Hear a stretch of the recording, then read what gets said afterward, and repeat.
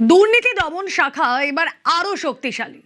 সরকারি আধিকারিকদের দুর্নীতি বন্ধে কড়াকড়ি দুর্নীতি দমন শাখা এবার রাজ্যের 3 আইপিএস অফিসার। কথা বলবো, ইন ডিটেল জানবো। প্রতিনিধি সোমরাজ বন্দ্যোপাধ্যায় রয়েছেন সঙ্গে। সোমরাজ,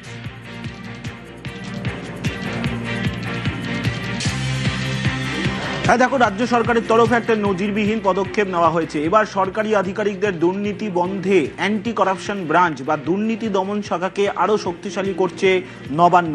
সূত্র মারফত খবর, মুখ্যমন্ত্রী শুভেন্দু অধিকারীর নির্দেশে রাজ্যের স্বরাষ্ট্র দপ্তরের তরফে গত কয়েকদিন ধরেই তা নিয়ে পর্যালোচনা শুরু হয় এবং অবশেষে আজকে রাজ্য স্বরাষ্ট্র দপ্তরের তরফে কিছুক্ষণ আগে একটি বিজ্ঞপ্তি জারি করা হয়েছে, যেখানে রাজ্যের অধীনে থাকা রাজ্য পুলিশের অধীনে থাকা অ্যান্টি করাপশন ব্রাঞ্চ বা দুর্নীতি দমন শাখায় 3 অভিজ্ঞ আইপিএস অফিসারকে নিয়োগ করলো রাজ্য সরকার।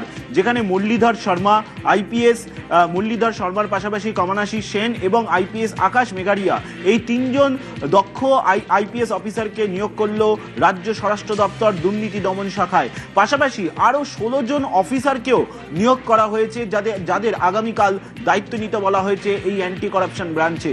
এবারে যেটা প্রশ্ন আসে, কেন এই অ্যান্টি করাপশন ব্রাঞ্চ বা দুর্নীতি দমন শাখাকে আরও শক্তিশালী করতে তৎপরতা শুরু করলো রাজ্য প্রশাসন?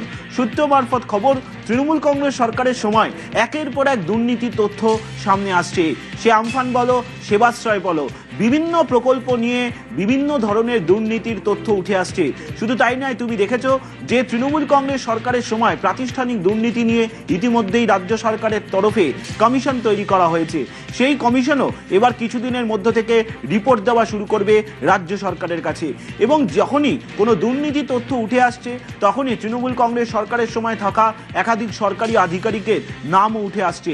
আর সাধারণত অ্যান্টি করাপশন ব্রাঞ্চ বা দুর্নীতি দমন শাখা রাজ্য সরকারের অধীনে থাকা সরকারি কর্মচারী বা সরকারি আধিকারিকদের বিরুদ্ধে ওঠা অভিযোগের তদন্ত করে। আর সেই কারণেই মনে করা হচ্ছে এই অ্যান্টি করাপশন ব্রাঞ্চ বা দুর্নীতি দমন শাখাকে আরও শক্তিশালী করতে উদ্যোগী হলো রাজ্য প্রশাসন।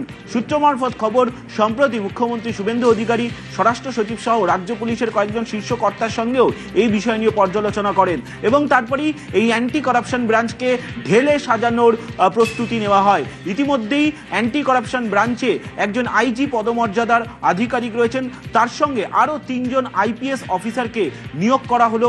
পাশাপাশি 16 জন অফিসারকেও নিয়োগ করা হলো এই অ্যান্টি করাপশন ব্রাঞ্চে, যাদের মধ্যে বেশিরভাগই এসআই পদমর্যাদার আধিকারিক।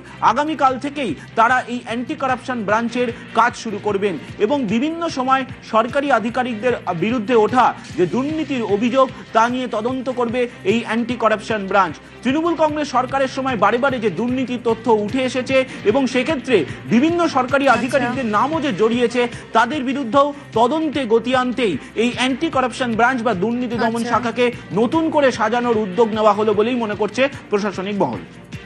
ওকে,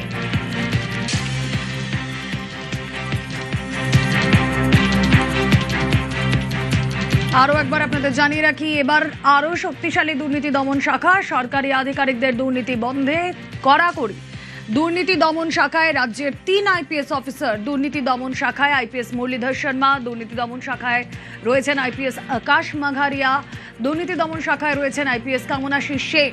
আরও 16 অফিসারকে দুর্নীতি দমন শাখায় নিয়েও তৃণমূল জমানায় একাধিক দুর্নীতির অভিযোগ আর দুর্নীতিতে নামজড়া একাধিক সরকারি অফিসারের